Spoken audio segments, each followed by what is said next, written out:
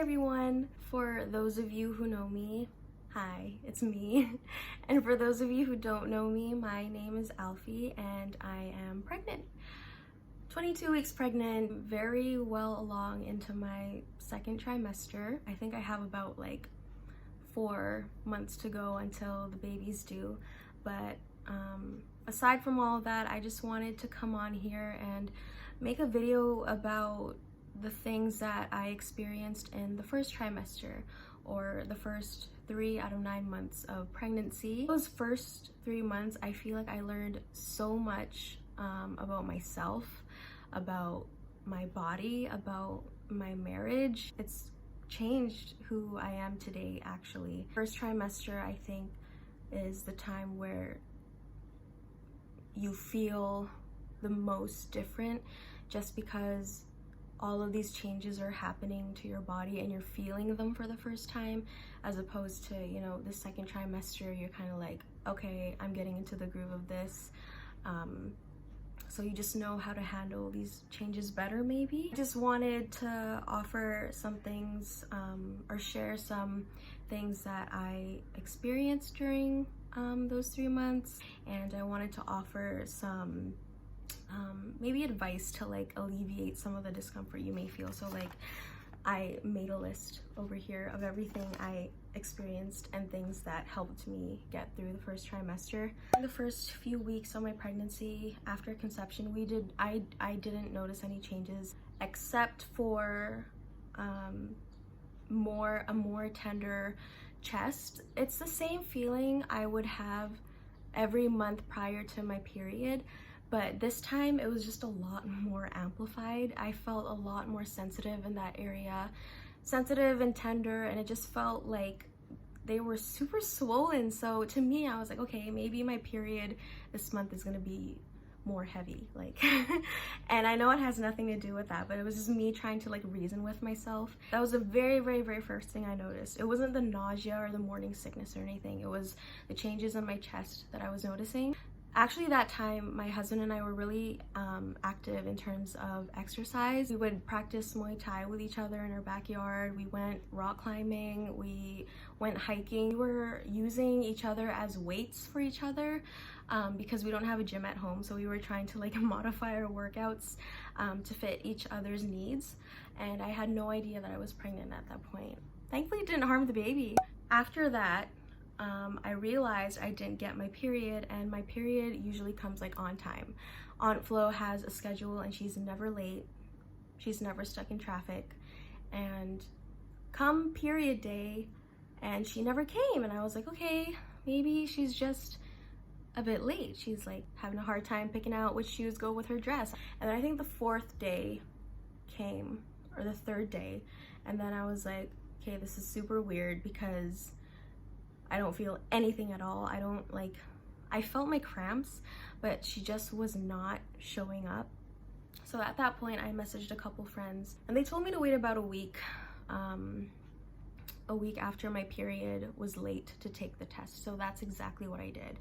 So I booked my first ultrasound when I was 5 weeks pregnant. So I had taken the test, and it turns out I was 4 weeks pregnant then. And then we went to the doctors and she told us that we were 5 weeks pregnant. And that was a complete shock to me. I thought like, okay, no, I'm like only a week or 2 pregnant, but I was 5 weeks along. I was like a month along and I had no idea. I was not feeling any symptoms at all. And the first ultrasound for me was a huge surprise. I expected to go in there and I expected her to rub that like gel on my belly, and then she would rub the wand around my stomach, you know, like looking at my baby. But she decided to do it transvaginally, and I had no idea that you could do ultrasounds that way. I don't know if it's just me sounding super ignorant, or maybe it's because I hadn't done my research beforehand. So when she decided to go from down under transvaginally, me and my husband just looked at each other like she was checking out the baby or the embryo for like a good 5 minutes, and it was one of the most uncomfortable 5 minutes ever. But to know that we were having a baby was was worth all of that awkwardness. And so yeah, that's what I'll tell you right now, is that depending on how early along you find out, or depending on how early along you book your first ultrasound, that might happen to you. So it wasn't until after my first ultrasound that I got nauseous, and I just felt so sick. And my doctor was asking me, are you feeling nauseous at all? Do you feel queasy or any like lightheadedness? And I was like, no, I'm fine. Like, if this is what pregnancy is for the rest of the 9 months, then I'm good to go. Kid you not, literally the day after, I could not get out of bed. I was so nauseous, I was so dizzy. On top of that, my family and I had booked a trip to go on vacation to Thailand. So you can imagine, like, during the trip I was basically nauseous half of the time, and I was grumpy. The views and spending time with my family made up for it, and in retrospect I think it was a good thing that we went when we did, because that was before all the lockdown and everything happened. You know what, my nausea lasted actually for the full 3 months. I could not eat anything, I could not smell anything, because anything remotely strong, or not even strong but just mild, anything, any scent, the smell of my husband, I could not tolerate at all. And I think that's what happens actually. Your sense of smell heightens, the sensitivity. As a result of that, I actually lost 4 kilograms, which is also completely normal, so you don't have to worry about, you know, not gaining right away. I was really worried about that, but I talked to my doctor and she said that a lot of women go through this. When they're nausea, they lose their sense of appetite, and then they have a lot of food aversions. So a lot of things that they used to like to eat, like for me, no, I like to eat everything, so I couldn't eat anything. Crackers were my best friend. Lots and lots and lots of water, and just snack, like little snacks anytime you can. Just don't get hungry and you'll be good to go. Other thing I noticed was worse vision. I'm trying to look at myself at my camera and I'm kind of blurry, and I totally did notice that after my pregnancy my vision got worse, so there's that. And then after that I started noticing I was getting these like dry and red spots. They were itchy spots all along here that I'd never gotten before. I noticed I was getting dandruff as well. I read it's because of all just like the surging hormones in your body, and your body is trying to accommodate for all these changes. And so, as uncomforting as that sounds, and as uncomforting that is, that too shall pass. I got prescribed this ointment by my doctor. Didn't go away right away, like it took a few days for the redness to kind of like calm down. But one day I woke up and everything was just clear, and I was like, I think this is pregnancy glow.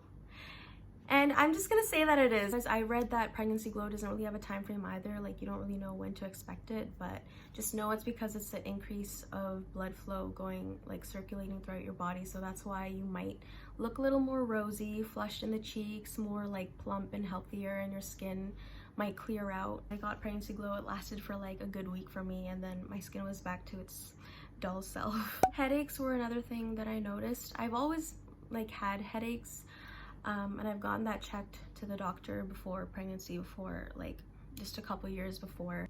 My doctor would tell me that it's just because of stress. I was a university student back then, so I figured, okay, maybe I just have to calm down. I was getting a lot of headaches, lots of mood swings, although I will say that my mood swings didn't peak until the end of the first trimester, bleeding into the second trimester. Depression during pregnancy is also a huge thing.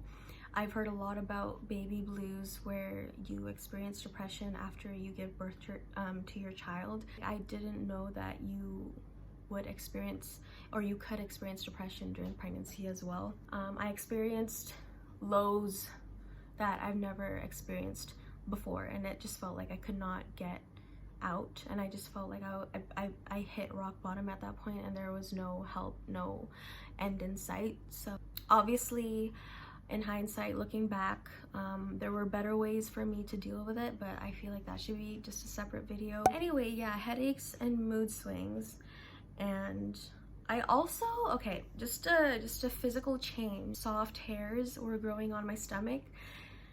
And I was like, oh gosh, like, this is definitely something I've never seen on my body before. Black fuzzy hair hanging around my belly button, on my stomach. Body hair is beautiful, embrace it, but honestly, because I've never had it on my stomach, it was just such a shock for me. I was like, wow. And I researched it, and that's another side effect of your raging, surging hormones. Maybe like to recap all of the symptoms I noticed, it's because of all your hormones. If someone asks you why you're being so sensitive, why you're being so emotional, especially if your partner asks you that, it's like, I'm growing a human body inside me. I'm nurturing this thing like literally all by myself, so I think I have the right to throw some fits sometimes. Hey guys, I initially filmed this whole entire video in one take. However, I thought it was getting too long, so in order to make it more manageable for you guys to watch, I decided to cut it into 2 parts.